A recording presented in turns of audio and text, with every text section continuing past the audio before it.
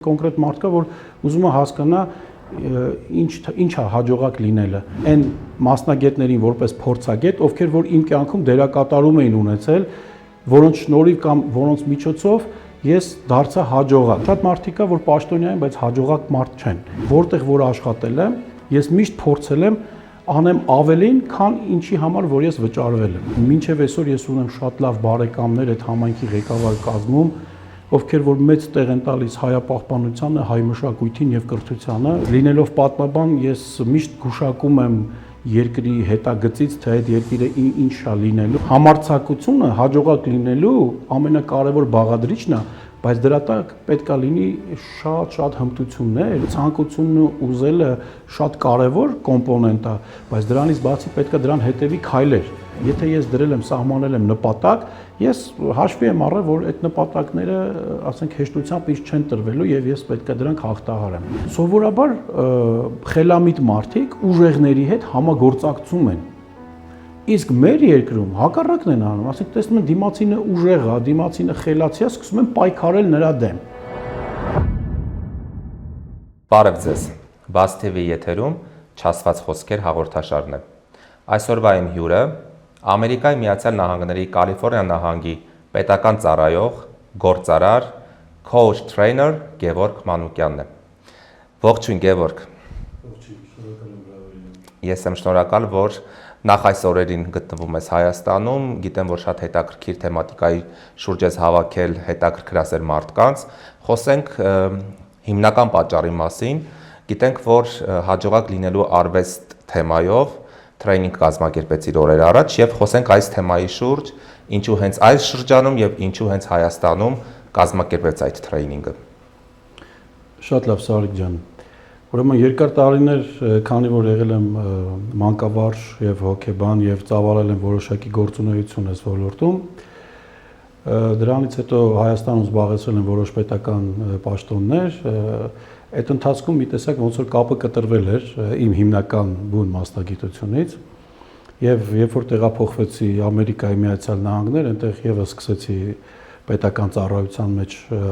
ծավալել իմ գործունեությունը, երբ որ արդեն իմ կյանքում եղավ կայուն վիճակ, ստաբիլ ինչ որ մի հատ իրավիճակ ձևավորվեց, մի տեսակ իմ մեջ ոնց որ նորից ծագեց իմ հիմնական մասնագիտության մեջ, չեմ կարող ասեմ հոգու կանչ, թե ինչ, բայց մի տեսակ կարոտ ծնվեց իմ հիմնական առաքելության հետ կապված։ Եթե դու կոչումով, եթե ասենք, չգիտեմ, Աստծո նախախնամությամբ, թե ինչ որ մի քեզ նախատեսված ծրագրով ծնվել ես, որպես ինչ որ մի գործունեություն ծավալես եւ եթե կյանքի բերումով դու դա մի պայմանավորված արտաքին ազդակներով դու դա դրանով չես զբաղվում, այլ զբաղվում ես մի ուրիշ բանով, տարիներ հետո միևնույնն է դա քո մոտ ոնց որ նորից արթնանում է, գլուխ է բարձրացնում, որտեվ դա է նախատեսված քո համար։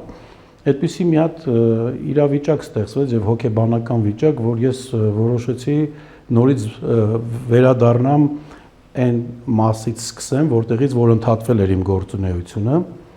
Փառք Աստծո, իմ աշխատանքային պայմանները ինձ թույլ տվեցին, որպեսզի զուգահեռ իմ ծավալած պետական ծառայության, չնայած ինքը շատ բարդ ոլորտ է, Կալիֆոռնիայի Լոս Անջելես մարզի սոցիալական ապահովության ոլորտն է, որը որ շատ ծավալուն է եւ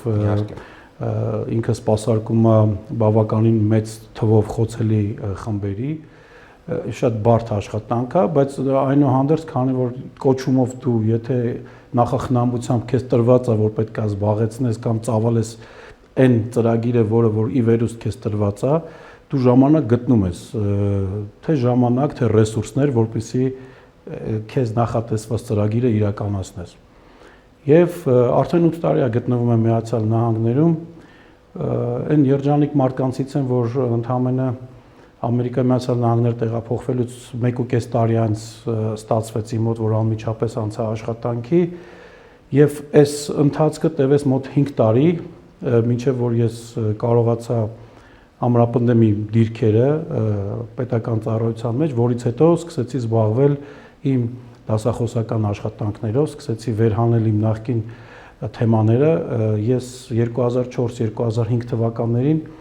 մեկ տարուց ավել գործունեություն եմ, նման գործունեություն, դասախոսական եւ տրեյնինգային գործունեություն ծավալել եմ Սիրիայի Հանրապետությունում եւ Լիբանանում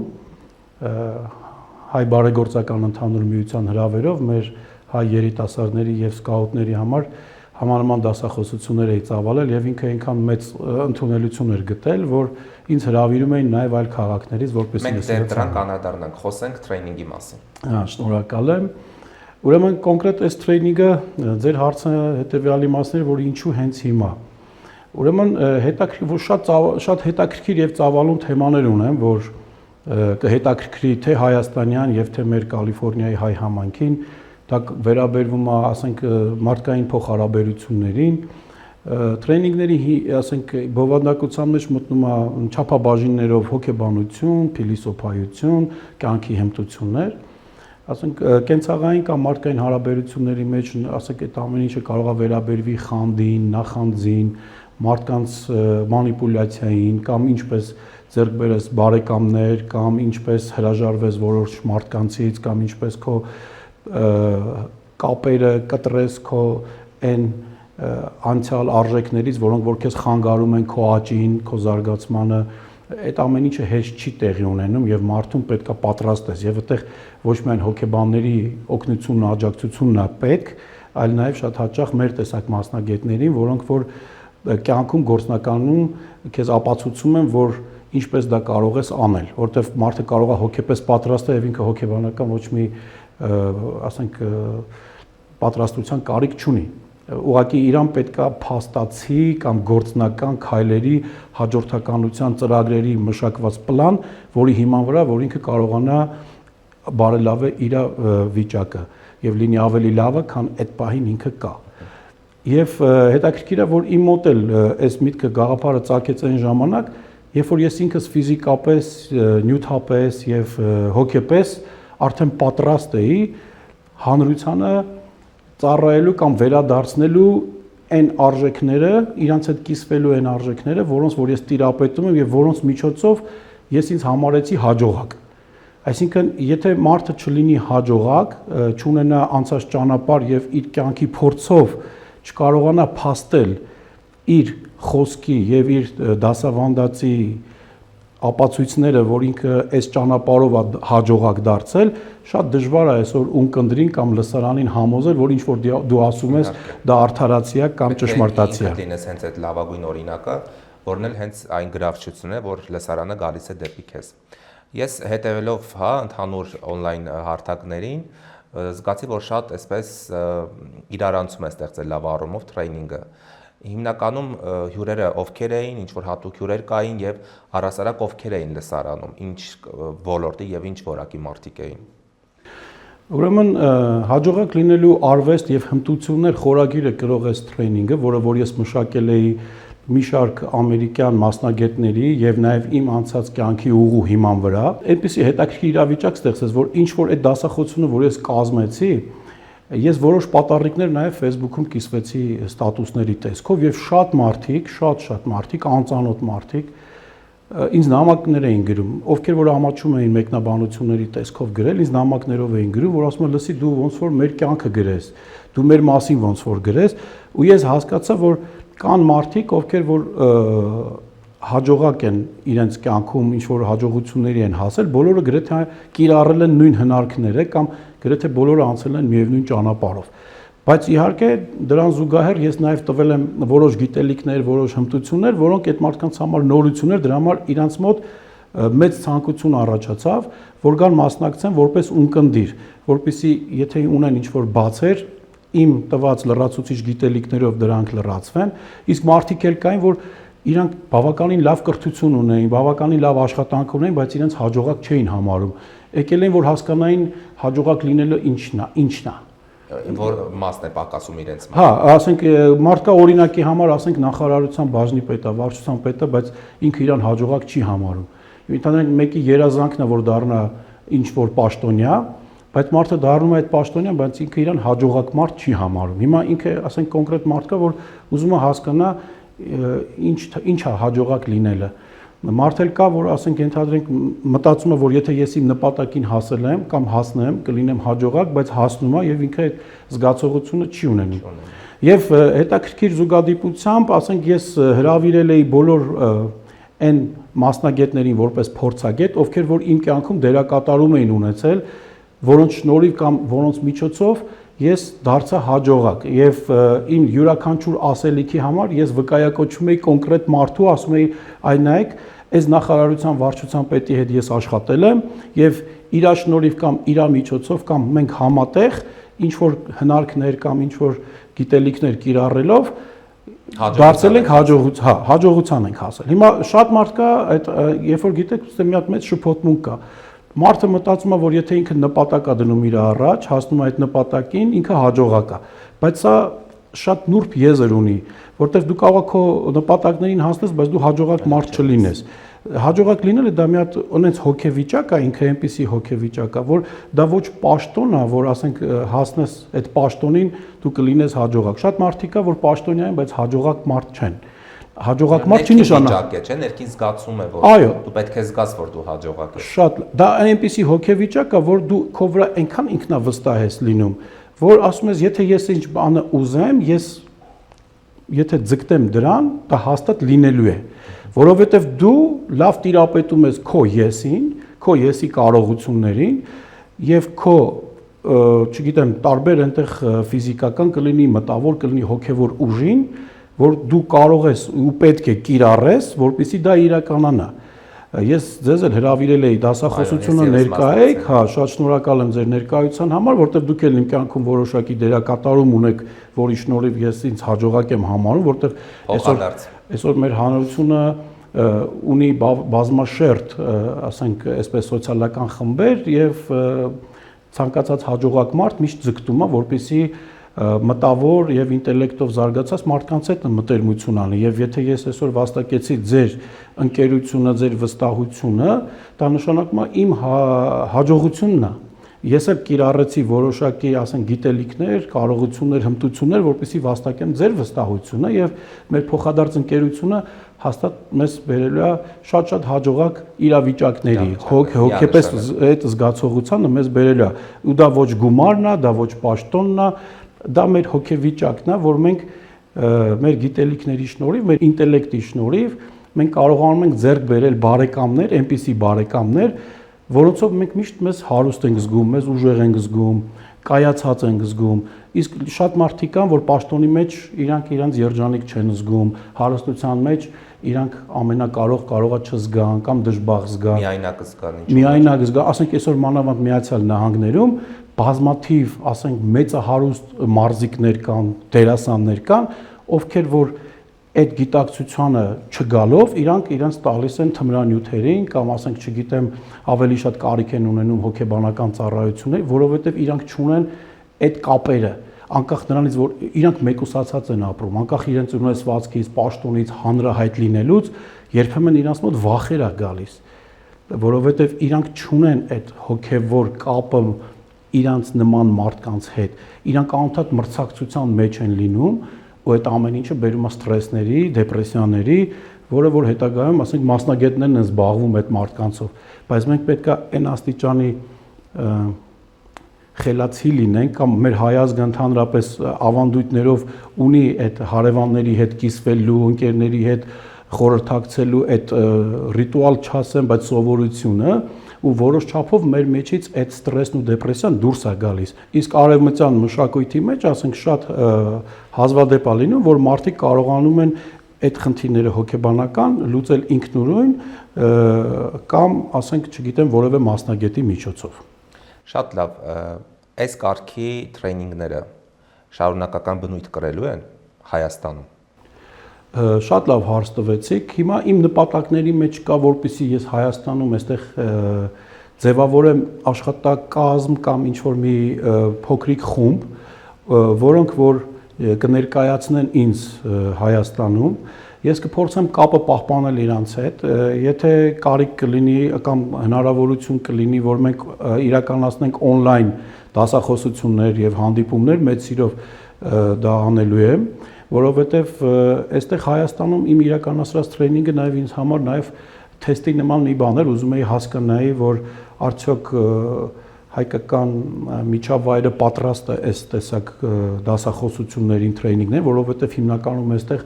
ավելի շատ զարգացած են մարքեթինգային տրեյնինգները, վաճառքի վերաբերվող կամ որոշ բրենդների, ասենք ներկայանալի լինելու հետ կապված տրեյնինգներ, իմ տրեյնինգը ավելի շատ կապված է մարդու ինքնաիրացմանը, այսինքն մարդը ինչպես իրեն դրսևորի, մարդը ինչպես ձևավորի իր անձը, ինչպես առաջացնի իր անձի անհրաժեշտություն եւ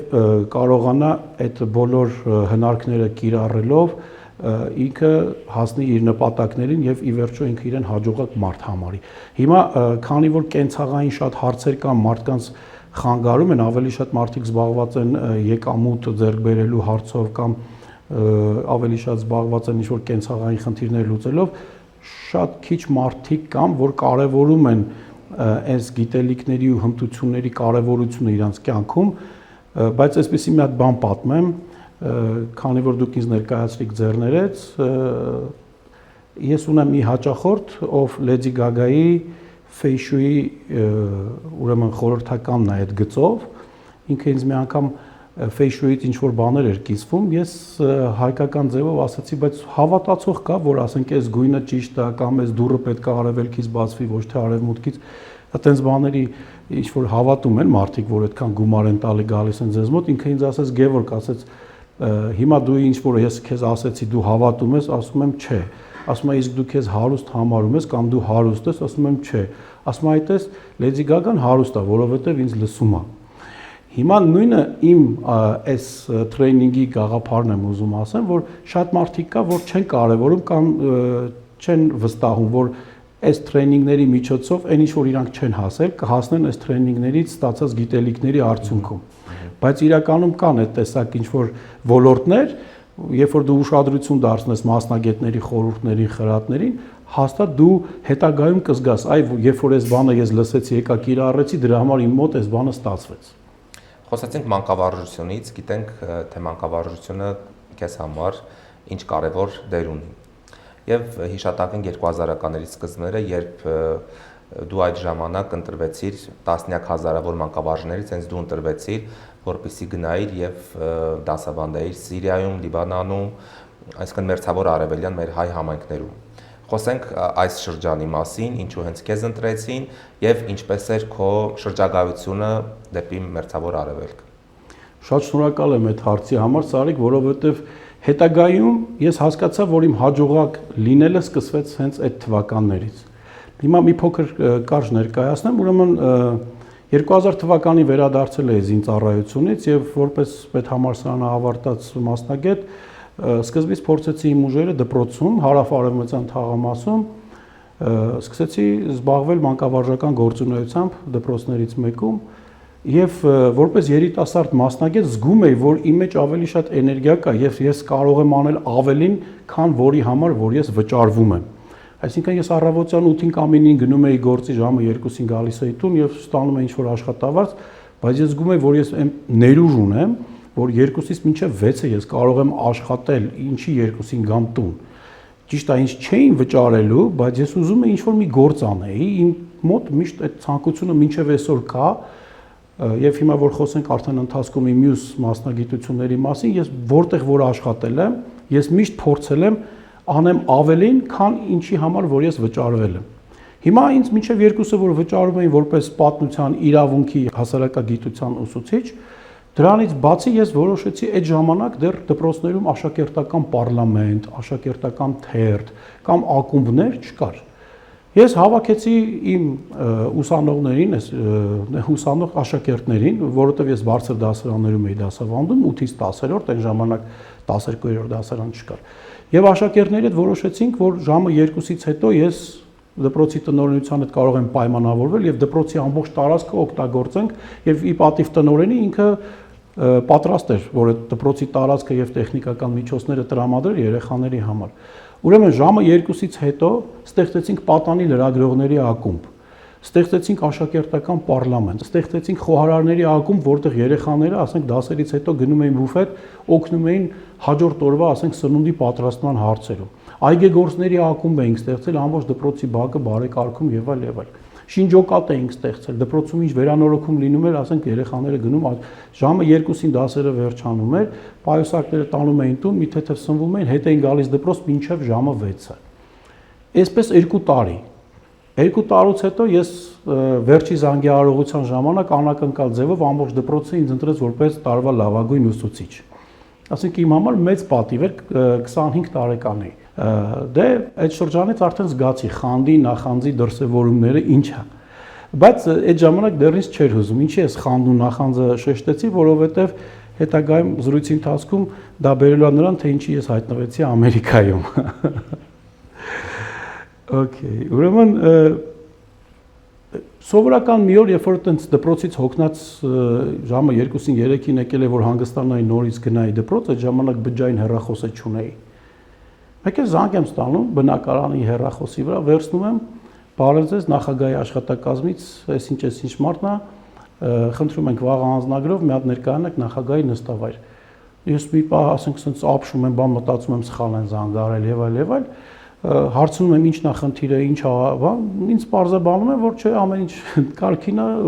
շնորհավորում ենք, այսպեսի, ասենք, հայ բարեգործական ընդհանուր միությունից մեզ մոտ պատվիրակություն է եկել, նախագահին խնդրել են, որպեսզի լավ երիտասարդ մասնագետ ուղարկեն, որպեսզի հայ համայնքում, Սիրիայի Հանրապետությունում, մասնավորապես Հալեբ քաղաքում, հայ կրթօջախներում մեր երիտասարդների հետ հայագիտություն եւ այլ տեսակի հոգեբանական, ասենք, գիտելիքներով կիսվի եւ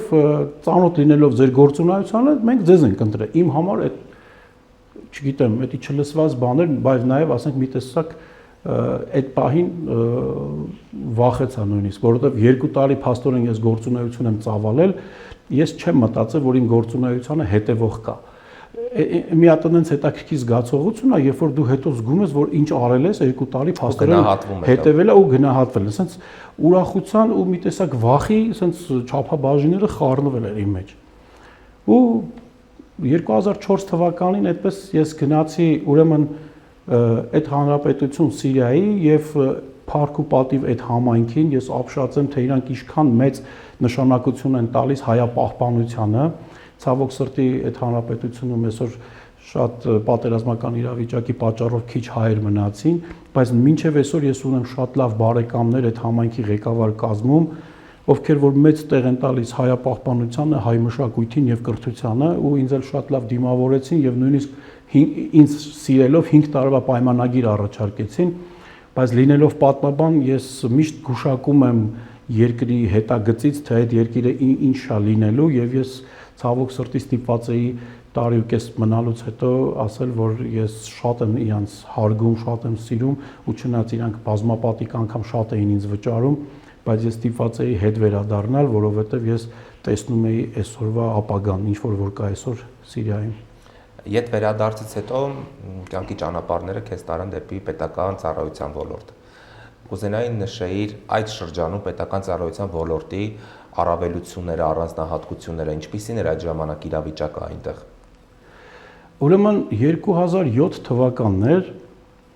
երբ որ ես հայ գաղթօջախներում ես Սփյուռքում այս տեսակ դասախոսական տրեյնինգային այս գործունեությունը ծավալել է եւ բավականին իմ եսս բարձրացել էր, ինքնավստահությունս շատ էր բարձրացել, որովհետեւ նորից կրկնեմ հայ համայնքը ինձ այնքան էր սիրել, որ ես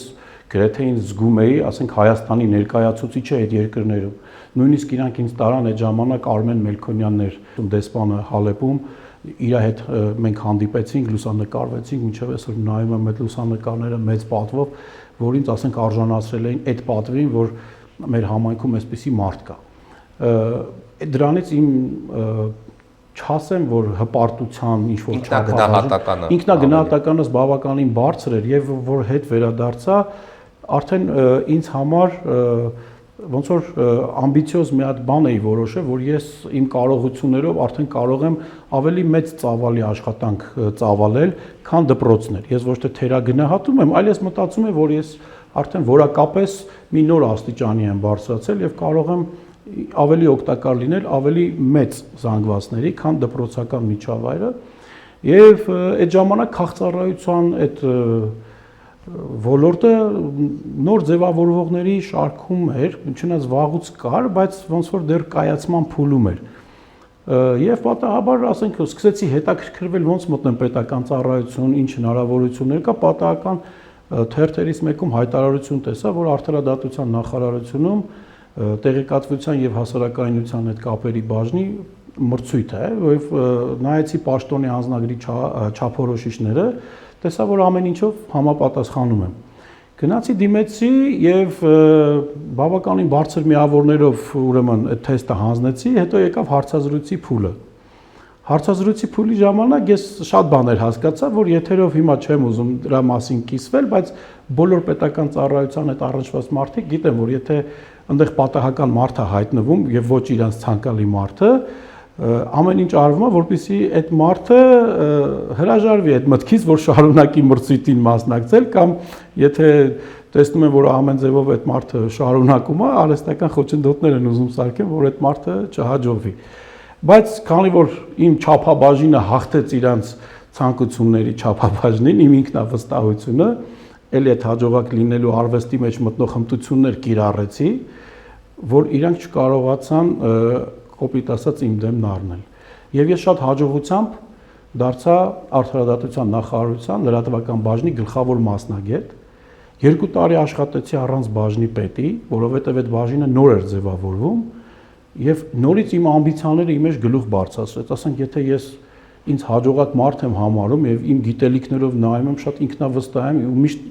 ասենք, անտեղի չեմ ինձ բարձրացրել, ես կարամ բաժնի պետ լինեմ, որտեղ օրենքով եթե չկա բաժնի պետ, գլխավոր մասնագետը փոխարինում է բաժնի պետին։ Այսինքն ես 2 տարի եղել եմ բաժնի պետի ժամանակավոր պաշտոնակատար եւ գլխավոր մասնագետ։ Ես ասացի, բայց ես ինչի պետք է բաժնի պետ չլինեմ։ Ինչի սպասեմ, ինչ որ մեկը գա։ Այդ նորից էլի հաջողակ լինելու մարդու գաղափարախոսության մեջ եմ մտնում, որ դու ամբիցիաներ ունենաս, բայց հիմնավոր ամբիցիաներ։ Ու ես գնացի աշխատակազմի ղեկավարի մոտ, ասացի, երբ է մրցույթը լինելու, որ ես պետք է գնամ բաժնի պետ դառնամ։ Ասենք մարդիկ ցեն զարմանում են, ասում են դու ինչ ամբիցիաներ ունես, ասենք մենք հենց քեզ գլխավոր մասնագետ չէինք ուզում ընդունենք, հիմա եկել ես ուզում ես բաժնի պետ դառնաս, հա, ասացի, եթե կա մեկը, որ ինձանից ուժեղ է, թող գա մրցույթով ապացուցի։ Այսինքն այդ համարձակությունը հաջողակ լինելու ամենակարևոր բաղադրիչն է, բայց դրա տակ պետքա լինի շատ հմտություններ ու գիտելիքներ եւ իհարկե բովանդակություն։ Այո, եւ բովանդակային առումով համապատասխանի քո մարդկային էությանը։ Ի վերջո ես դարձա բաժնի պետ եւ եւս 2 տարի աշխատեցի բաժնի պետ։ Այո, Արդարադատության նախարարության բաժնի պետ, այսինքն կհիշես, ես դասախոսության ժամանակ ասացի, որ Facebook-ում շատ տարածված ստատուս կա, որ եթե ես ուզում եմ, ուրեմն այդպես կլինի,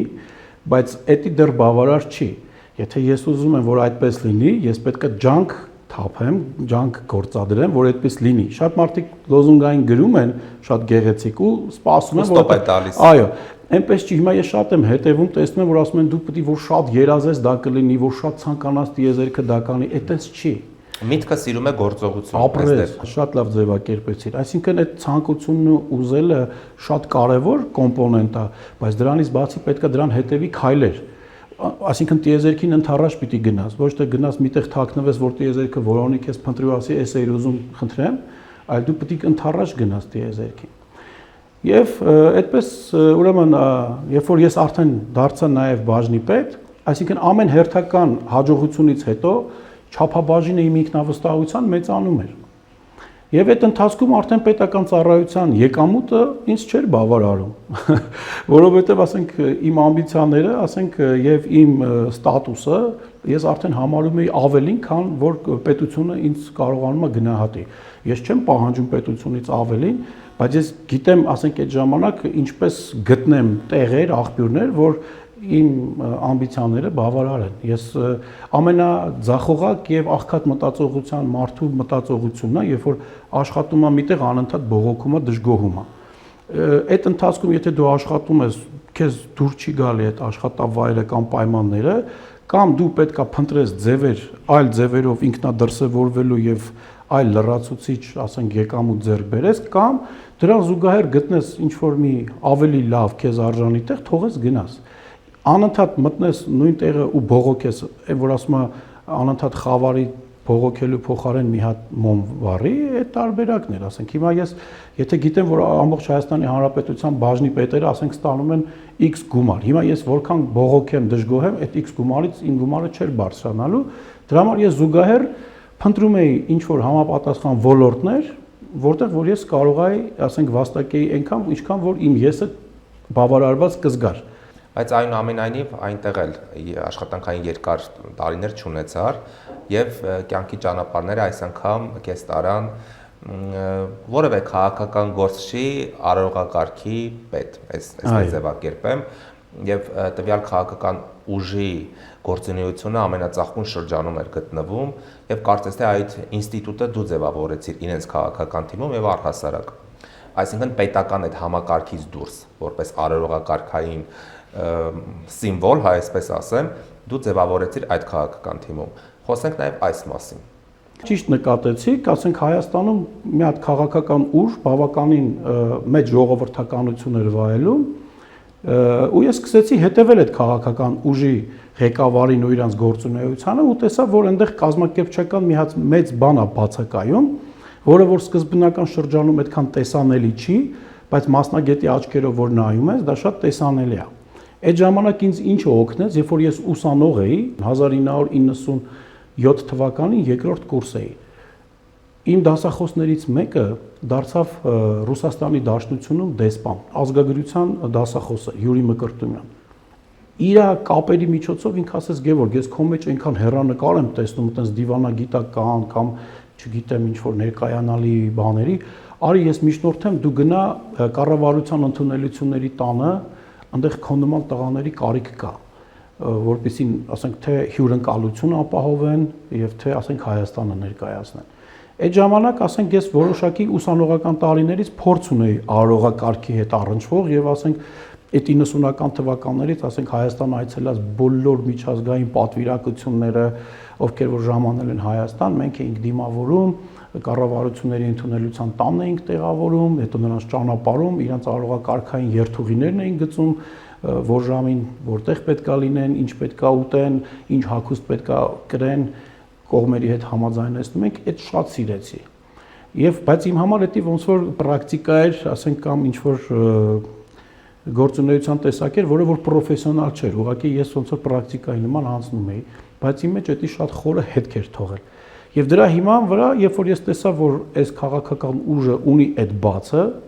ես անմիջապես ուզեցի հանդիպեմ այդ կուսակցության ղեկավարի հետ եւ իրան առաջարկեմ այդ ծառայությունը։ Բնականաբար զարմանալի չէր իմ համար, որ ինքն էլ ծանոթ չէր այդ ոլորտի հետ այդքան, եւ ինքը ասաց իմ համար սա անծանոթ բան է, բայց հետաքրքիր է, ասենք, քո ներկայացման ձևը կուզենամ փորձենք։ Որտեղ ինքը ավելի պրակտիկ բան էր, պետք է միջոցառումներ լիներ, այսինքն հանդիպումներ լիներ, որպեսզի ապացուցվեր եւ իցույց դրվեր, ինչը որ բաց է, արդեն իսկ պետք է լրացվի։ Այո, այսինքն ինքը այնպես է, որ եթե որևէ միջոցառում չկա կամ հանդիպում գործուղում չկա,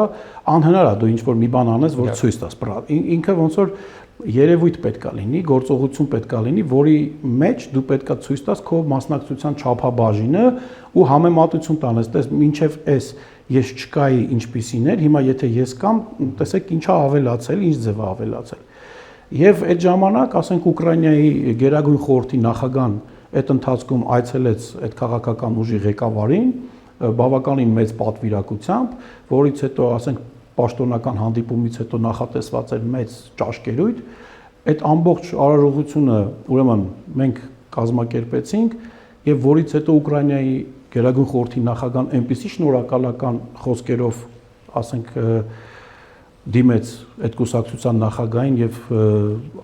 իր խոսքը հղեց, որ այս աշխատակազմի շնորհիվ մենք փառահեղ օր ունեցանք, հաջորդ օրը նախագահան ասեց, ես հիացած եմ այդ ձեր գործունեությամբ, սրանից հետո դու ես ղեկավարելու իմ բոլոր, ասենք, այցելությունները, կազմակերպելու, ձևավորելու, որոշելու։ Դա իմ համար, ասենք, հերթական հաջողությունն էր, որ ես արձանագրեցի եւ մեծ սիրով ես պետական պաշտոնից դուրս եկա եւ տեղափոխվեցի արարողակարգի ղեկավարի պաշտոնին, որը որ այդ պաշտոնը ես էի ստեղծել։ Այսինքն չկար այդպիսի պաշտոն եւ ես չէի գնացել ինչ որ մեկին խնդրել կարելի է ինձ ընդունեք այսինչ աշխատանքին։ Եվ դա հաջողակ լինելու արվեստը հենց դա դրանում է, երբ որ դու գնում ես քեզանից ուժեղների մոտ, եւ դու երբ որ ասում ես ինձ կընդունեք ձեր մոտ ասենք օգնական կամ ինձ կընդունեք ձեր մոտ վարորդ, այդ մարդն ասում է ես շատ ունեմ օգնական վարորդ։ Դու որ գնում ասում ես ես եկել եմ ձեզ արդյունք եմ, պրոդուկտ եմ բերել, այդ ժամանակ ինքը հետաքրքրվում է քեզանով։ Եվ ես գնացի իրան ասացի, ես քեզ պաշտոն եմ բերել, որ քո մոտ պետքա լինի։ Հետագայում եթե ես էլ չլինեմ, այս գործը ձեզ մոտ պետքա լինի։ Դրա համար ասենք ես ձևավորեցի իմ համար պաշտոն եւ ինքը ինձ վստահեց աշխատեմ, որտեղ հետագայում ես ընդունեցի երևի թե 12-ից ավելի աշխատողներ։ Ու այնքան գեղեցիկ էի ձևավորում այդ աշխատակազմը, աշխատախումբը, որտեղ որ մենք աշխատախմբով մտնում ենք, մենք միշտ նկատում ենք այդ հիացական աչքերը, թե այս ինչ խումբ է եկել, ինչ որ մի հատ ստաֆ է եկել։ Ես որոշել եմ, որ նաև մենք պետք է համազգեստներ ունենանք, հագնվում ենք հատուկ համազգեստով, որ տարբերվեինք եւ նույնիսկ լոգոտիպեր ունեինք մեր հագուստի վրա, ասենք, չգիտեմ, հիմա զինվորականները որ կրում են այստեղ, ասենք, ուսերի վրա բան, մենք այստեղ էինք կրում, շատ գեղեցիկ պաշտոնական, ասենք, վիզուալ զգում էին, որ ասենք այս քաղաքական ուժի արարողակարգի աշխատակազմը այստեղ է։ Քո սերը եւ հետաքրքրությունը դեպի քաղաքականության հանդեպ, այսպես ձևակերպեմ, երբ թե գալիս է ավելի վաղ շրջանից, քանի որ երրորդ հանրապետության շրջանակներում առաջին անհատն ես եղել, ով ստեղծել է քաղաքական դպրոց իր քաղաքական կրթական ծրագրերով։ Այսինքն քաղաքական դպրոցի գաղափարը ինչպես առաջացավ եւ ուր էր տանում այդ միտքը։ Ուրեմն լինելով այդ քաղաքական ուժի մեջ ես իմ պատմաբան եւ իրավաբան լինելու հետ միաժամանակ ես սիրում եմ ուսումնասիրել թե լավը թե վատը, որովհետեւ եթե ես լինում եմ մի միջավայրում, ես փորձում եմ այդ միջավայրը դարձնել ավելի լավը, քան կար, որովհետեւ ես ինձ իդենտիֆիկացնում եմ այդ միջավայրի հետ ու ես շատ վատ եմ զգում, երբ որ ես, ասենք, այդ միջավայրում եմ աշխատում կամ ապրում ու ինչ որ մարդիկ, ասենք, քննադատում են կամ վատ են նայում, դրա համար ես իմ անձնական մեղավորությունն եմ զգում, եթե մի բան թերի է ու որոշում եմ ես էլ իմ չափաբաժնով բարելավեմ իմ միջավայրը։ Երբ որ ես այդ քաղաքական ուժի մեջ էի, ես տեսա, որ շատ անգամ մարդկանց կրթական ցենզը կամ իրենց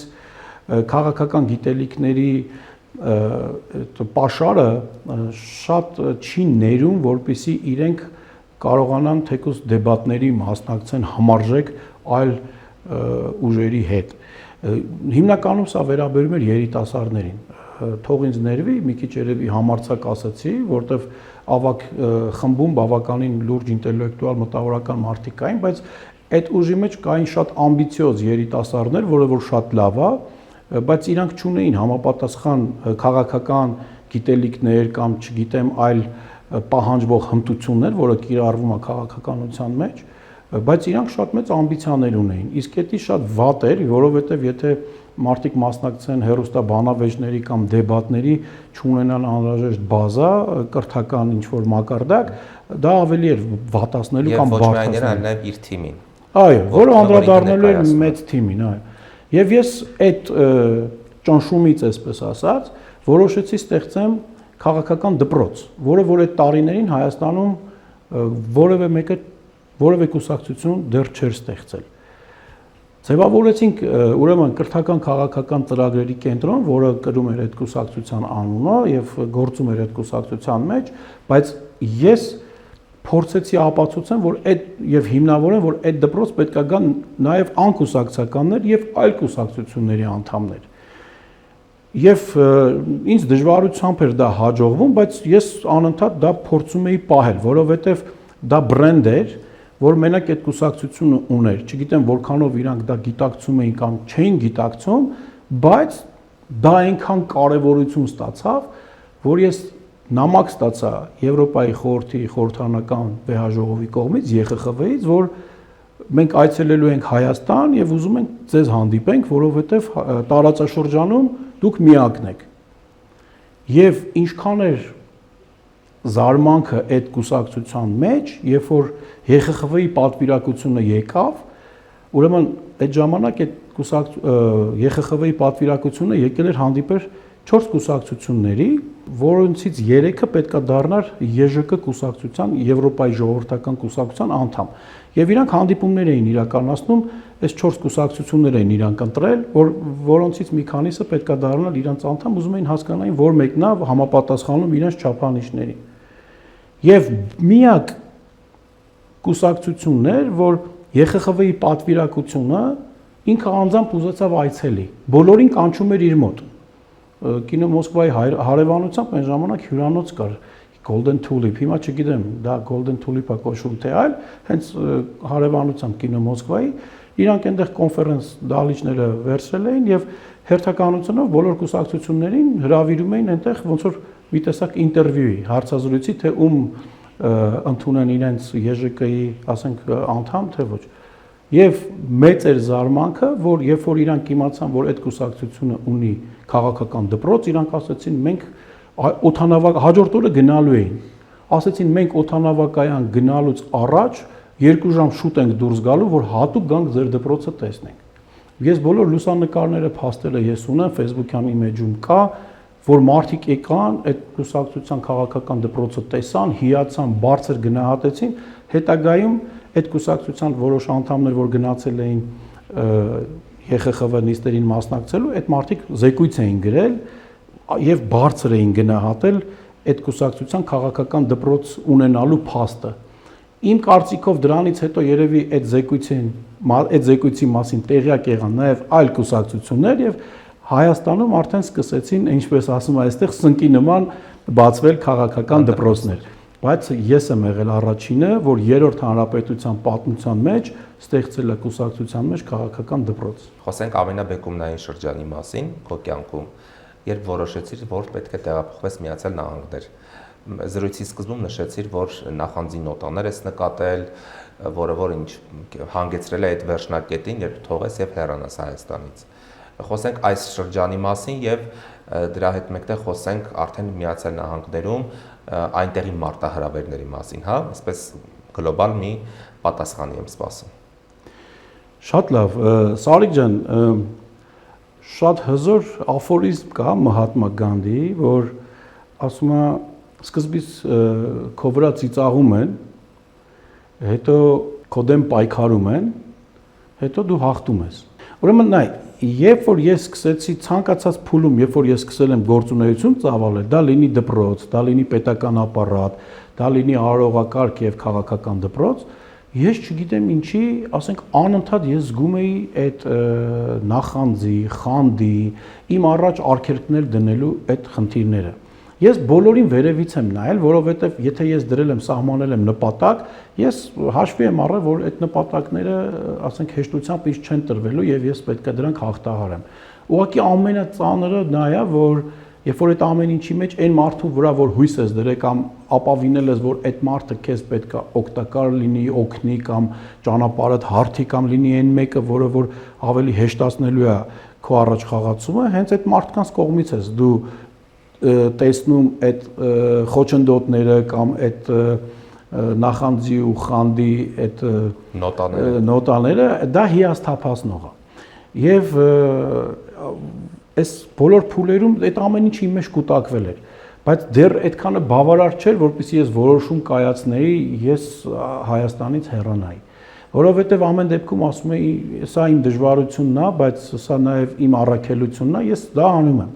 Բայց երբ որ ես այդ ամեն ինչը նաև անդրադարձավ իմ ընտանիքի վրա, ասենք իմ երեխաները թեկուզ իրանց ուսման վայրում անձնապես հանդիպեցին միևնույն դրսևորումներին։ Իմ կինը, ասենք, իր աշխատավայրում, ասենք, հանդիպում է այդ նույն վերաբերմունքին, արդեն զգում ես, որ այս ամեն ինչը ոնց որ անվերջանալի է ու համակարգային է, այսինքն մի տեսակ ոնց որ մարդկանց մոտ այդ չափաբաժինը, այդ նախանձի, խանդի այնքան շատ է, որ ինչքան էլ լավը լինես, ինչ որ մի կետ կա, որ այդ կետից ավելին այն կողմ չես կարող անցնել։ Կամ պետքա լինես ինչ որ քաղաքական թիմի ներկայացուցիչ, որ որոշակի ձևով վիճակը բարելավի, կամ դու պետքա դառնաս բոլորի նման, այսինքն եթե դու լինես առանձնահատուկ, այն բոլորը քեզ կուզենան, որպեսզի դարձնեն քեզ իրանցից մեկը։ Այսինքն այդ ունիկալ կերպարը, այդ առանձնահատուկ կերպարը մի տեսակ ոնց որ անընդհատ քարկոծվում է։ Եվ եթե հիշում ես, ես դասախոսությանս մեջ մի հատ այսպեսի հետաքրքիր միտք ասացի, որ սովորաբար խելամիտ մարդիկ ուժեղների հետ համագործակցում են։ Իսկ մեր երկրում հակառակն են անում, ասենք տեսնում են դիմացինը ուժեղ է, դիմացինը խելացի է, սկսում են պայքարել նրա դեմ։ Ու մի հատ լավ խոսք կա, ասում է մի կռվի, մի վիճի այն մարդու հետ, ով կարող է քեզ ուտել։ Հիմա երբ որ ես ինքս ինձ բավականին ուժեղ եմ համարում, ասենք կայացած եմ համարում ու տեսնում եմ թե ինչ ցածր տրամաչափի մարդիկ են իմ հետ պայքարում կամ ասենք փորձում իմ առաջ արգելքներ դնել, խոչընդոտներ դնել, ես ժպիտով էի դրան վերաբերվում, որովհետև ես գիտեմ, որ այդ ամեն ինչը պետքա լինի ու բայց ես հաղթող եմ, ես կարող մեկնեմ։ Բայց ելի եմ ասում, երբ որ իմ երեխան, ասենք, սովորում էր բարձրագույն ուսումնական հաստատությունում աղջիկս անվճար, երբ որ աղջիկս, ասենք, հուզված լացելով միշտ գալի, ասում էր, պապա, ամեն ինչ ուզում են անեն, որ ինձ անվճարից իջեցնեն վճարովի, ու այնտեղ արդեն պատճառաբանություններ կար, չեմ ուզում հիմա, ասենք, ասեմ, որտեղ իրան ուզում էին մի հատ ուրիշ տղայով փոխարինեին, որպեսզի, ասենք, որոշ հարցեր կարգավորվեր այդ տղայի մոտ, ասենք զգում եմ, որ արդեն այդ համակարգը կոտրում է։ Իսկ մենք ընտանիքով, ասենք մտավորական ընտանիք կարող եմ համարել եւ պետականամետ մարդիկ եւ այդ ապացուցումը նաեւ այն փաստը, որ Ամերիկա տեղափոխվելուց անմիջապես մի տարի ու կես հետո մենք անցել ենք աշխատանքի, իսկ աղջիկս այսօր ասենք աշխատում է Սպիտակ տան համար, այդ խոսում է նրա մասին, որ մենք արժեքավոր մարդիկ ենք, բայց համակարգը, այստեղի ձևավորված կենցաղը երևի չգիտեմ դիտավորյալ կամ չիմանալով անընդհատ սեղմում էր, մեզ ասում էր, չէ, դուք պետքա չաճեք, չէ, դուք պետքա մնաք այնտեղ, որտեղ որ կաք, չպիտի բարձրանաք եւ այդ ճնշումից ասում է, չէ, որ ասենք եթե ճգնաժամ է լինում կամ քեզ այդ ճգնաժամը կործանում է կամ քեզ որակապես նոր վիճակի է բերում։ Այդ ճգնաժամը, որ արդեն անդրադարձավ իմ ընտանիքի բոլոր անդամներին, մեր մոտ այդ ճգնաժամից մենք որոշեցինք, որ մենք չենք կոտրվելու, մենք չենք լղոզվելու, մենք չենք հավասարվելու, այլ մեզ մի հատ նոր միջավայր ենք ստեղծելու, որը որ մեզ հնարավորություն կտա մեր ամբողջ ծավալով ծավալվելու ու դրսևորվելու։ Խոսենք այնտեղի մարտահրավերների մասին։ Մեզ դժվարությամբ հեշտ չէր այդ որոշումը կայացնել, հրաժարվեցի այդ ամեն ինչից, այդ ժամանակ, երբ որ ես փոխադրվեցի Հայաստանից Ամերիկայի Միացյալ Նահանգներ, թե իմ ղեկավարները եւ թե իմ ընկերները ինձ, ասենք, կշտամբում են, ասում են, լսի, դու խելքդ գցել ես, ասենք, ինչի պակաս ունես դու, աշխատանքը ունես, եկամուտը ունես, ընտանիքդ բոլորը ամեն ինչով պայմանավորված է, բնակարան, մեքենաներ եւ այլ, ու գնում ես, որ ինչ անես։ Ես չէի կարող այդ ժամանակ իմ ընկերներին կամ իմ շրջապատին բացատրել, որ ես մի քիչ ավելի խորն եմ տեսնում երևույթները եւ այդ տունը, աշխատավարձը, չգիտեմ, մեքենան այդքան էական արժեքներ չեն, որ մարդը իրան երջանիկ կամ հաջողակ զգա։ Եվ ես ուրախ եմ, որ այն ժամանակ եմ գնացել եւ այն ձևով եմ գնացել, որ այսօր երբ որ Facebook-ում հաճախ ասում են փախել գնացել են, ես չեմ փախել գնացել, ես ոչինչի կարիք չեմ ունեցել, որ գնացել եմ, հակառակը, ասենք, մարդիկ զարմանում էին, որ ես գնում եմ, բայց այդ այնքան անձնական հոգեկան վիճակ էր, որ ես գիտեմ ես ինչի եմ գնացել այդ դիրքից։ Գնացինք Ամերիկայի Միացյալ Նահանգներ։ Ամերիկայի Միացյալ Նահանգները այնքան հետաքրքիր ինքը կառուցվածք ունի եւ իրոք ինչ որ խորհրդավոր ուժ ունի, որ անկախ ամեն ինչից դու նույնիսկ եթե որևէ երկրում պրեզիդենտ ես եղել, ինքը առանձնահատուկ ուշադրություն կամ հարգանք քեզ չի ցուցաբերում, եթե դու սովորական էմիգրանտ ես, ուրեմն դու պետք է անցնես սովորական քաղաքացու ընթացակարգով։ Ու դրա համար չունես ոչ մի արտոնություններ։ Իսկ այսպես ասեմ, եթե մարդ կա, որ Հայաստանում կամ իր երկրում որտեղից որ եկել է, ինքը արտոնությունների փառքի տակ է միշտ թաքնված ապրել, այդտեղ մտնելով ինքը ունենում է բավականին մեծ ստրեսներ ու մեծ դեպրեսիաներ, որովհետև շատ մարդիկ կան, որ ունեն պաշտոններ, բայց չունեն, ասենք, այդ պաշտոնին համարժեք մարդկային արժանինքներ։ Ու երբ որ ինքը ամբողջ կյանքում թաքնված ապրում է այդ պաշտոնի մեջ, երբ որ ինքը գնում է մի այնպիսի միջավայր, որտեղ որ պաշտոնը այլևս չի կարևորվում իր մարդկային տեսակով, ինքը բախվում է իր եսի ոչնչության հետ։ Ինքը ասում է ես ուրեմն այս ինչքան ոչինչ եմ, որ ես լինելով ասենք Հայաստանում կամ չգիտեմ Վրաստանում այս ինչ պաշտոնյան ես եկել եմ, ինձ ասում են գնա ասենք չգիտեմ խոհանոցում աման լվա կամ բոլորին հավասար աչքերով են նայում։ Հա, Ամերիկան այդ երկիրն է, որ ինչպես որ այստեղ դեսպանատանը հարցազրույց են անցկացնում, ասենք այսպես մի հատ կանոնով գիծ են քաշում եւ կապ չունի ինչ պաշտոն է, չգիտեմ հիմա իրանք ինչ չափանիշներով են նայում, բայց գիծ են քաշում եւ իրանց համար միևնույնն է, բարձրահասակ, ցածրահասակ պաշտոնյա, ոչ պաշտոնյա, բոլորը անցնում են այդ նույն հարցաշարի միջով ու իրանք են ընտրում ով անցնի կամ չանցնի։ Իհարկե այդտեղ սուբյեկտիվ գործոններ կան, բայց երբ որ դու անցնում ես արդեն Ամերիկան քեզ զրոյացնում է, քեզ ոչնչացնում է, դու դառնում ես զրո եւ ես հաճախ մի քիչ հումորով համեմատություն եմ անում, քանի որ ես 2 զորամաս եմ փոխել ծառայության ժամանակ, 6 ամիս ծառայել եմ Արմավիրի մարզում, հետո փոխադրվել եմ Վանաձորի զորամաս։ Իմ համար Ամերիկան այդ ձևի բան է, ոնց որ Հայաստանը մի զորամաս էր, հիմա անցա Ամերիկայի Միացյալ Նահանգներ մի ուրիշ զորամաս։ Հիմա այդ նույն վիճակը երկիր փոխելն է։ Դու կռիվ ես տալիս, պայքարում ես, կայանում ես քո երկրում, հիմա դու տեղից որոշում ես կայացնում, թողես ամեն ինչ ու գնաս մի ուրիշ երկիր, այդ մի ուրիշ երկրում նորից բանակային տերմինոլոգիայով ասած մալադո ես, նորեկ ես։ Այսինքն կյանքը կոփում է քեզ։ Հա, այսինքն դու պետք է անցնես այդ բոլոր դժվարությունների, նեղությունների միջով, ճիշտ ասացիր, որ արդեն իրանց արժե համակարգին համապատասխան մարդ ձևավորվես։ Էդի կարա լինի շատ պրիմիտիվ, ասենք, սովորես թե ինչպես երթևեկության կանոնները պահպանես, շատ պրիմիտիվ բան եմ ասում։ Էդի շատ պրիմիտիվ պետքա սովորես թե ինչպես բարեհամբույր լինես, օրինակ ասենք ես ապշած եի, ասենք ամենաառաջինը, ասենք Ամերիկայի այդ բարեհամբույր լինելու վերաբերմունքից։ Ես ասենք կարող ասենց դժբախտ, բայց կարող է դժգույն sense մտքերով մռայլ դեմքով փողոցից քայլեմ, եկել մի գեղեցկադեմ աղջիկ ասել, «Օ, ես ինչ սիրուն, ասենք ժակետ եք հագել, ես ոնց ասա», sense ամբողջ անգլերենով այտենց խոսք ասում է you made my day։ Այսինքն ոնց որ օրս դարձնում էր այդ աղջիկը փոխում էր տոն։ Կամ ասենք ինչ որ մեկը, ասենք ինչ որ մի կոմպլիմենտ էր անում փողոցում կամ շատ հաճելի անծանոթ մարդ բարևում էր, ասես մի բա ոնց որ այդ հայկականությունից կտրվում էր։ Ասում էր, ասենք այս մարդը ինձ չի ճանաչում, բայց ինչի sense հիացմունքով ինձ ողջունեց։ Ու տենց արդեն աստիճանաբար ադապտացվում եմ։ Ադապտացվելուց բացի, այնպես ստացվեց, որ Միացյալ Նահանգներ տեղափոխվելուց հետո աշխատանքի անցար Լոս Անջելեսի համայնքի սոցիալական ապահովության ոլորտ։ Ինչ ոլորտ է այն եւ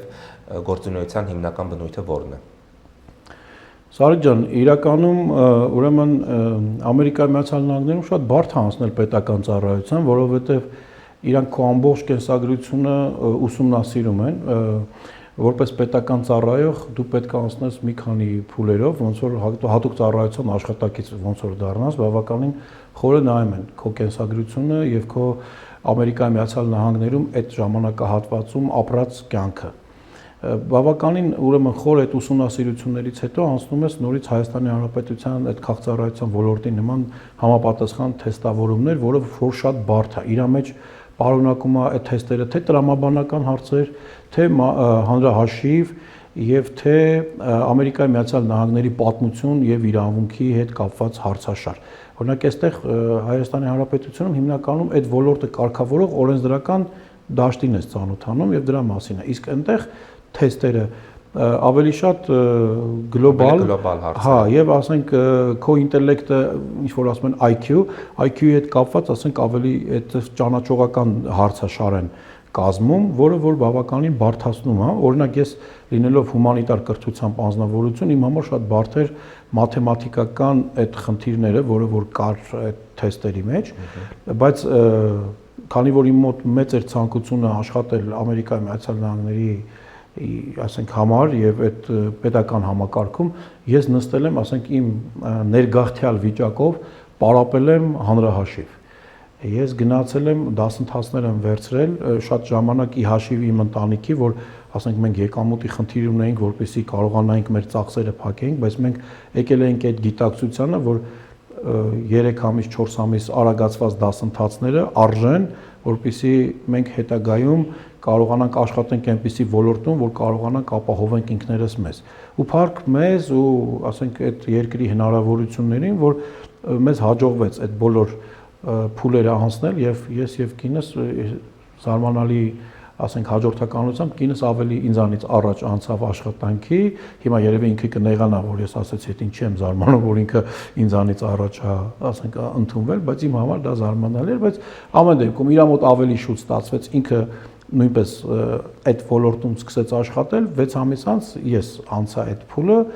ինքը սոցիալական ապահովության ուրեմն մեծ ծառայություն է, որը սպասարկում է Լոս Անջելեսի բնակչության երևի թե 30-40%-ին, որովհետև դա սոցիալապես անապահով խավերի համար մենք տրամադրում ենք ամենամսյա կանխիկ գումարային աջակցություն, Ամերիկայի Միացյալ Նահանգներում բժշկական ապահովագրությունը պարտադիր է եւ շատ թանկ արժի, իսկ սոցիալապես անապահով խավերին մենք տրամադրում ենք անվճար բժշկական ապահովագրություն եւ այդ ամեն ինչը պետքա իրավաբանորեն եւ մասնագիտորեն ուսումնասիրվի, արդյոք այդ մարդը համապատասխանում է, որպեսզի ինքը ստանա այդ պետական աջակցությունը, թե ոչ։ Հիմա քանի որ թե մարդկանց քանակն է շատ եւ թե իրավագիտական գիտելիքներ է պահանջում եւ այդ ոլորտի մասնագիտական գիտելիքներ, աշխատանքի ծավալը շատ բարդ է եւ տարողունակ,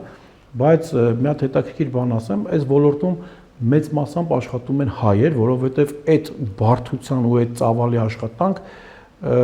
մենակ մենք ենք կարողանում շատ լավ անել։ Չեմ ուզում դիտվի որպես դիսկրիմինացիա տարբեր ազգերի հետ կապված, բայց շատ ազգություններ կան, որ աշխատում են այս ոլորտում, բայց ես նկատել եմ, որ թեկուզ Ամերիկայի կառավարությունը այս ոլորտի մեջ մի քիչ ոնց որ արտոնություն է տալիս հայ ազգիներին, որովհետև մենք այդ ծուլությունը չունենք, ինչ որ ուրիշ ազգեր գլուխ պահելու կամ ասենք, չգիտեմ, գործը ուրիշի վրա թողնելու այդ որակը այնտեղ մենք չունենք ու դրա համար այդ գործը վստահվում է հայերին։ Ավելի շատ, հա, ասենք, եթե կոնկուրս է լինում, մրցակցություն է լինում, ես նկատել եմ, դա իմ սուբյեկտիվ կարծիքն է, բայց նաև իմ կոլեկտիվի, որտեղ որ հայերը մեծամասնություն են, զգում եմ, որ հիմնականում հայ ազգի խելացի մարդկանց բավականին ընդառաջում են, որովհետև գիտեն, որ գործի մեջ հայերը կարողանում են փայլուն իրականացնել այդ գործընթացները ու այս մասնագիտության հետ կապված ես ունեցա անցած տարի եւս մեկ առաջ խաղացում տեսնելով իմ աշխատանքի արդյունավետությունը ինձ փոխադրեցին մեկ այլ քաղաքի ասենք պատասխանատու որպես այդ ոլորտի որը ինձ համար մեծ պատիվ էր ասենք ես այս տարիքում արդեն մտածում եի որ ինչ էլ որ ստացվի Ամերիկայի Միացյալ Նահանգներում ես գոհ եմ բայց երբ որ նկատվում է մարդու աշխատանքը եւ անկախ իր դիմելուց կամ անկախ իր անընդհատ խնդրանքներից անսպասելի իրան առաջարկվում դա նույնպես նախկին փորձի նման ոնց որ զգում ես որ քեզ հետևում են զգում ես որ քո աշխատանքը գնահատում են եւ առաջարկեցին մեկ այլ քաղաքի ավելի պատասխանատու աշխատանք որը եւս մեկ անգամ ապացուցեց որ ես ճիշտ եմ կայացրել իմ որոշումը որտեղ որ ես փոխադրվել եմ այդ երկիր, որտեղ որ գնահատում են, ընդառաջում են եւ ինձ տարածք են տալիս, որտեղ որ ես կարող եմ իմ թևերը ավելի լայն պարզել։ Եվ ամենակարևորը աշխատասիրությունը ունենում է իր պտուղները։ Բացի պետական ոլորտի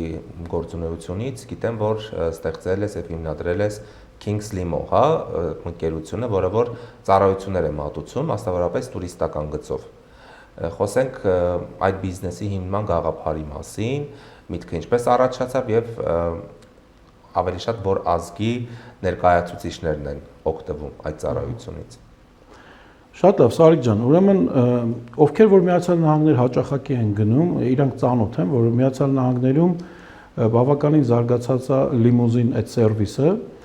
բայց քանի որ հիմա այլևս այդ լիմուզինների, այդ մեքենաների տեսակը չկա եւ այդ հիմնականում բարձրակարգ թանկարժեք մեքենաներ են, դրանք Ամերիկայի Միացյալ Նահանգներում կոչվում են SUV, ուրեմն կա ուրեմն սպասարկման ոլորտ, Ամերիկայի Միացյալ Նահանգների բարձր խավը, ինքը եթե ուզում է օգտվի, ասենք, տաքսի մեքենաներից, ինքը չի օգտվում սովորական տաքսիներից, գործում են հատուկ կազմակերպություններ, ընկերություններ, որոնք սպասարկում են այդ ընտանիքներին, այդ մարդկանց, տրամադրելով բարձրակարգ ոչ միայն մեքենաներ, այլ նաև վարորդներ, որոնք իրենց ինտելեկտով, իրենց պահվածքով, իրենց կրթական ցենզով բավարարում են այդ մարդկանց շահերը եւ իրանք կարող են, ասենք, նաև հաճելի զրուցակից դառնալ այդ ընտանիքների անդամների համար ցանկացած վայր, որ գնում են։ Բացի այդ միջքաղաքային սպասարկումները, նաև, ասենք, մեր կազմակերպությունը, ընկերությունը սպասարկում է Ամերիկայի Միացյալ Նահանգներում տեղի ունեցող Էմի, Գրեմի, Օսկար այդ մրցանակաբաշխություններին, որտեղ որ բազմաթիվ պրոդյուսերներ, դերասաններ, երգչուհիներ են մասնակցում եւ այնտեղ հատուկ արարողակարգ կա, որ բոլոր այդ մարդկանց պետք է բերեն մինչև Կարմիր գորգ։ Եվ այնտեղ շատ ասենք պաշտոնական օֆիցիալ պայմաններում իրանք իջնում են Կարմիր գորգով գնում են։ Դա բավականին բարձր վստահություն է, որպեսզի որևէ ընկերություն իր վարորդներով կամ իր մեքենաներով ընդգրկվի այդ թիմի մեջ, որովհետև այնտեղ պահանջվում է մոտ 3-ից 5000 մեքենա։ Դա մեծ հսկա թիվ է, որովհետև իրանք դահլիճը որ լցվում է, գրեթե բոլոր, ասենք, այդ պատվավոր մարդիկ կամ մրցանակակիրները իրանք բոլորի համար հատկացվում է մեկ մեքենա։ Ու ես ուրեմն այս կազմակերպությունը հիմնեցի 22 թվականին Kings Limo այդ ընկերությունը եւ շատ կարճ ժամանակամիջոցում մեր ամբիցիոզ էլի իմ բնավորության համաձայն ընտրելով այնպիսի վարորդների, ունենալով այնպիսի մեքենաներ, ես կարողացա ընդգրկվեմ ամերիկյան այդ շուկայում նաև, որպեսզի իրենք վստահ լինեն, որ մենք արժանի ենք լինել այդ ստաֆի մեջ, որ սպասարկում է այդպիսի բարձրակարգ միջոցառումներ, եւ այսօր չկա այդպիսի միջոցառում, որ մեր Kings Limo ընկերության մեքենաները կամ վարորդները չսպասարկեն այդ աստղերին եւ այդ միջոցառումները։ Սա մեր գործունեության մի տեսակն է։ Մյուս տեսակը մենք կազմակերպում ենք քաղաքային տուրեր, օրինակ Ամերիկայի Միացյալ Նահանգներում կա ավտոբուսային տուրեր, որ շատ մատչելի է, որից օգտվում են ավելի մեծ քանակությամբ մարդիկ, բայց ավտոբուսային տուրերը իրանք մի քիչ ժամանակատար են եւ մի քիչ դիսկոմֆորտ է։ Այսինքն ավտոբուսի մեջ կարող են լինեն տարեց մարդիկ եւ կարող են լինել երեխաներ, որը որ ենթադրենք մարդը ինքը ավելի շատ սիրում է կոմֆորտ, այդ մարդը այդ կոմֆորտը չի զգում ավտոբուսների մեջ եւ որևէ երեխայի կամ տարիքով մարդու ինչ որ խնդիրների պարագայում իրանք ժամերով ստիպված են, ասենք, ճանապարհին կանգնել։ Եվ ես հասկացա, որ այստեղ այդ նույնիսկ 2022 թվականին ես հասկացա, որ այդտեղ մեծ բաց կա եւ ոչ ոք չի փորձել այդ բացը լրացնել։ Ես որոշեցի, որ պետք է կազմակերպենք այդ բարձրակարգ մեքենաներով քաղաքային տուրեր, եթե կան, ասենք, 5 հոգի, 7 հոգի, որոնք որ իրանք ավելի կարևորում են կոմֆորտը, իրանք կարևորում են անվտանգությունը եւ իրանք ունեն գիդի կարիք, ես վարձեմ այնպիսի վարորդներ, որոնք որ թե բարձրակարգ մեքենայով եւ թե նահանգի տեղեկացվածությամբ եւ թե իրանք մեքենա վարելու հմտությամբ բավարարում են բոլոր այդ հաճախորդների պահանջները, որ մարդը ապահով լինի, որ այդ մարդը իրանք չի լքի, ասենք ենթադրենք ձեզ տարել է ինչ որ վայր եւ դուք այնտեղ կարիք ունեք անգլերենով հաղորդակցվելու, չգիտեմ, խանութի տեղը իմանալու կամ ուտելու տեղը իմանալու, որ ինքը անընդհատ ձեզ ուղեկցի եւ աջակցի։ Այդ պարագայում մենք էլ շատ այտենց հաջող ինչ որ շուկայում տեղ զբաղացրեցինք, ունենք նաեւ հիմա մշտական հաճախորդներ, որ մեզ միշտ նախընտրում են եւ իրանց Հայաստանի բարեկամներին, երբ որ գալիս են, խորհուրդ են տալիս, որ օգտվեն մեր ծառայություններից։ Մեր համար մեծ պատիվ էր, Սարիկ ջան, որ ձեր Ամերիկա այցելությունից հետո դուք եւս օգտվեցիք մեր ծառայությունից եւ, ասենք, բավականին լավ ռիլզ էիք սարքել, ասենք, պատրաստել, որը որ տարածվեց, հա, շնորհակալ եմ այդ ճաշակով, մակարդակով ներկայացման համար։ Ես եմ շնորհակալ քեզ, սիրելի Գևորգ, որ կարողացար այդ աստիճանի բարձր մակարդակով եւ որակով ներկայացնել ամերիկյան շունչը, մասնավորապես Լոս Անջելեսյան, հա, այդ հատվածում, որտեղ որ ամեն քայլափոխի դու տեսնում ես հայերին, հայկական ամեն ինչ ես տեսնում, սակայն մի տեսակ կարոտ ես մնում այդ շրջանում ամերիկյան ինչ որ մի բանի։ Kings Limo կարողացավ ինձ ապահովել այն ամենով, ինչը որ ես որպես տուրիստ պետք է իմանայի Ամերիկայի եւ ամերիկացիների մասին, այդ շրջանի մասին եմ խոսում։ Եվ չեմ կարող չխոսել եւ չուզենա լսել քո կարծիքը Ամերիկայում ապրող հայերի մասին։ Շատերը տեղափոխվում են Միացյալ Նահանգներ, այնտեղից այսպես բարձրագոչ կոչեր կամ ինչ-որ առումով լուսանկարների տեսքով կամ նյութական ինչ-որ բարիքների տեսքով ներկայացնում են այդ ամենը Հայաստանում ապրող իրենց ընկերներին, ծանոթներին, բարեկամներին, հա։ Խոսենք այս մասին, ինչքանով է դա ռեալ, իրական եւ դրա նաեւ, այսպես ասած, ճակերտավոր սև կողմը ներկայացնենք Միացյալ Նահանգներից։ Շատ վիճահարույց հարց ես բարձրացնում Սարիկ ջան, որովհետեւ դրա անկեղծ պատասխանը մի քիչ կարող է դուր չգա որևէ կողմի, բայց ես քո հետ անկեղծ եմ խոսում, կարող եմ իմ կարծիքը ասել։ Բնականաբար, այստեղ մենք միտում չունենք որևէ մեկին վիրավորել։ Ես ինչ-որ ասեմ, հա, դա չի նշանակում, որ այդպես է, դա իմ դիտարկման արդյունքն է։ Շատ բնական է, գիտես, երբ որ մարդը իր ամբողջ կյանքում ապրում է մի միջավայրում, որը իր դուրը չի գալի եւ ճնշված է լինում, եւ երբ որ այդ մարդուն տալիս ես ավելի լավ հնարավորություն կամ ինքը հայտնվում է ավելի լավ միջավայրում, ինքը ուզում է ցույց տա, որ ես հայտնվել եմ արդեն իմ ուզած միջավայրում եւ այդտեղ հետաքրքիր բան կա, որ հոգեվոր բավարարվածությամբ արված նկարը ուրիշ էներգետիկա ունի եւ կներես ես մի քիչ ժողովրդական ասեմ, աչքը կողելու համար նկարը մի քիչ այլ զգացվում է դա։ Եվ երբ որ դու ճանաչում ես մարդուն, կներես զգացվում է նկարից, թե զգացվում է նկարը տեղադրողից։ Երևի երկուսը միասին։ Օրինակ շատ մարդիկ կա, որ ես չեմ ճանաչում, բայց նկարի ձևից ես հասկանում եմ, որ դա ոչ թե ինքը սովորական հոգեվիճակի մեջ արված նկար է, այլ հենց դիտավորություն է, որ ինչ որ մեկին բան ցույց տա։ Մի քիչ կոպիտ ասած ցուցամոլություն ավելի շատ։ Դրան չես հավատա, բայց ցուցամոլության արդեն նորմալ եմ նայ, որովհետեւ սոցիալական ցանցերը ամեն ինչն են բոլորը ցուցամոլության համար։ Հա, ցուցամոլության համարը չեմ մեղադրում, բայց ուղղակի ուզում եմ ասեմ, որ երբ որ քո ասածին նման, երբ որ մարդուն ճանաչում ես, հետո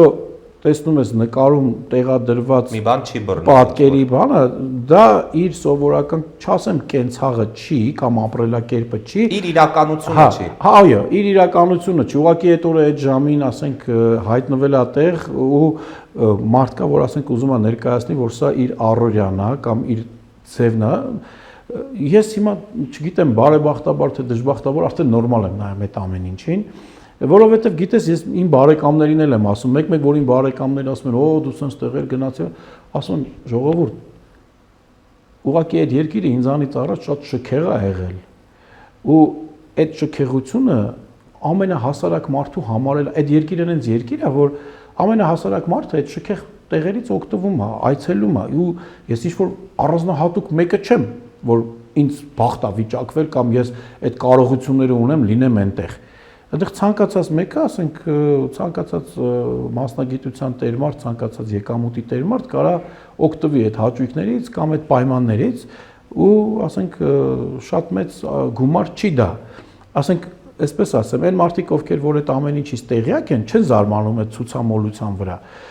Եվ հիմնականում այդ ցուցամոլությունը անում են այն մարդիկ ու աշխատում են այն մարդկանց վրա, ովքեր որ իրանց համար դա մի հատ բաղձանք է եղել, ինչ-որ անհաս նպատակ է եղել, հիմա ռեալիզացնել։ Հա, իսկ հիմա օրինակի համար ասենք վերցնենք, եթե անդրենք ես էլ եմ եղել, որ ասենք Լաս Վեգասից շքեղ ինչ որ վիդեո տեսար նկարահանումներ, բայց ես երբեք կադրում չեմ երևացա։ Եթե ես ուզում եմ որ ասենք վիդեո նյութերով տեղադրեմ ինչ որ հետաքրքիր իրավիճակներ, դա կլինի Լոս Անջելեսից, Սանտա Մոնիկայից, Մալիբուից կամ Լաս Վեգասից, ես երբեք ինձ կադրի մեջ չեմ նկարել, որ տեսեք ես եմ ստեղ։ Ես նկարել եմ ուղղակի որպեսզի իմ ընկերները, իմ շրջապատը տեսնի, որ ասենք ենթադրենք Քաթարի аэроպորտը այս տեսքը ունի, Լաս Վեգասի, ասենք այս տեսքը ունի եւ այլ։ Բայց ասենք հիմա ենթադրենք եթե մարդը այտենց հատուկ ինչ որ անընդհատ մեկ էլ վիդեոն թեքում է իր վրա բան, անընդհատ ուզում է շեշտի ես եմ ստեղ եղել, ես ստեղ եմ, այդ արդեն զգում ես որ չգիտեմ, մարդը ուզում է բան ցույց տա, բան ապացուցի։ Շատ լավ, ամփոփելով զրույցը, երևի շատ քչերը գիտեն, որ նաև բարեգործական ծրագրերի մասնակից ես եղել։ Ես ուշ-ուշով հետևելով քո գործունեությանը գիտեմ, որ երկու դասարան ես վերանորոգել հիմնովին, մեկը Խաչիկ Դաշտենցի դպրոցն է, մյուսը Դատական փորձագիտական համալսարանը, եւ այնտեղ երկու դասասենյակ անվանակոչել ես մեր Քարորյա պատերազմի զոհված հերոսների անուններով։ Խոսենք այս մասին եւս։ Սրա մասին շատ քիչ կուզենայի խոսալ, որտեղ ինքը շատ զգայուն թեմա է ու հիմնականում, ասենք, իմ դերակատարությունը եղել է այն, որ ես շատ զգացմունքային խորն եմ տարել այդ քարորյա պատերազմը եւ քարորյա պատերազմում զոհվածների, ասենք, լուսանկարները տեսնելով ես մեծ ապրումներ եմ ունեցել։ Առաջինը, որ եղավ Խաչիկ Դաշտենցի դպրոցի համար, ինչով էր պայմանավորված, որ իմ երեխան այդ դպրոցում էր սովորում եւ այդ դպրոցի շրջանավարտներից, որ զոհվել էր, լուսանկարը դրել էին դպրոցում, տղաս շատ կոտրված եկել էր, թե կոտրված եւ թե հպարտությամբ ասաց, որ գիտես, որ այս ինչ մարդը, այս ինչ երիտասարդը, այս ինչ հայորդին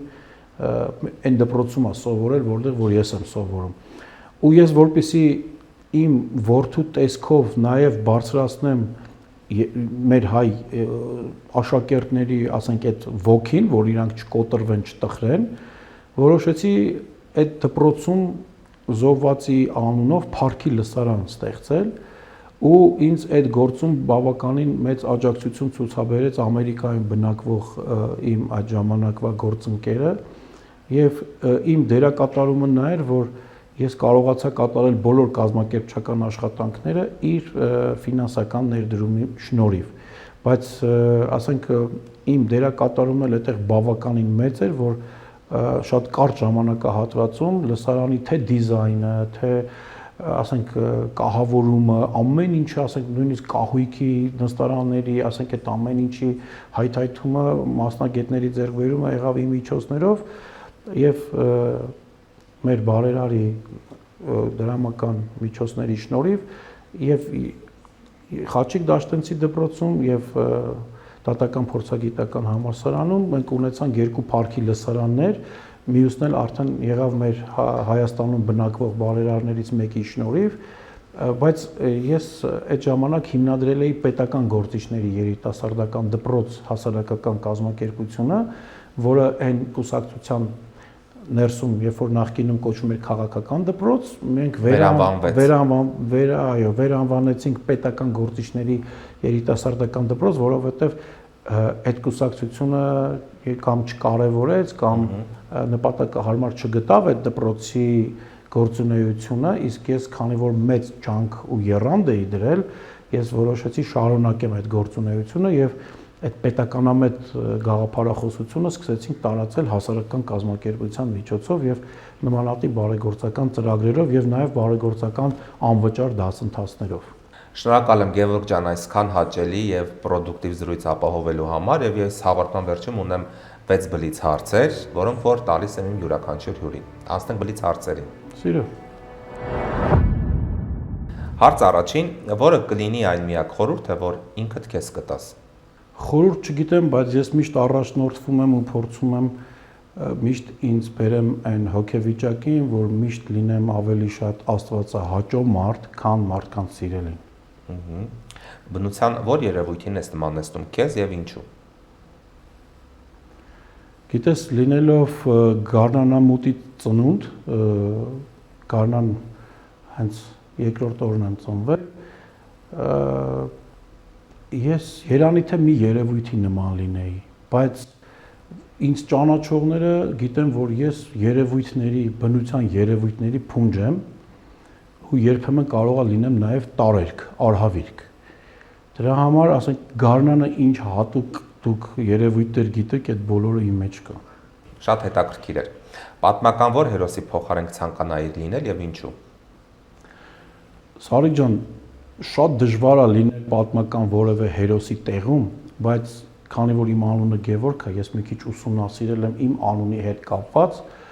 ամենահզոր կերպարները իմ համար այդ Սուրբ Գևորգն է, մեկ էլ Գևորգ Մարսպետունին։ Եվ Գևորգ Մարսպետունին ես ինձ շատ եմ նմանացնում այն բանով, որ ինքը շատ հնարամիտ մարդ է եղել ու շատ նվիրված։ Երբ որ Աշոտ Երկաթին բոլոր իշխանները դավաճանել են կամ թողել են մեկուսացված, ինքը 20 հոգանոց ջոկատով 3000 արաբի հետ է կռվում ու իր հնարամտությամբ օգտագործելով արևի ճառագայթները եւ չգիտեմ բնության այլ տեղանքի խնդիրները ինքը հաղթում է 3000 արաբների։ Դրա համար Գևորգ Մարզպետունին, ասենք, շատ կուզենան, որ այդ որակները իմ մեջ լինի, իսկ Սուրբ Գևորգն էլ, ասենք, բավականին զորավար է եղել,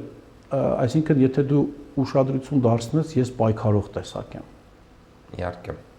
Առանց ում կամ ինչի չես պատկերացնի քո կյանքը։ Սարիկ ջան, ուրեմն տես,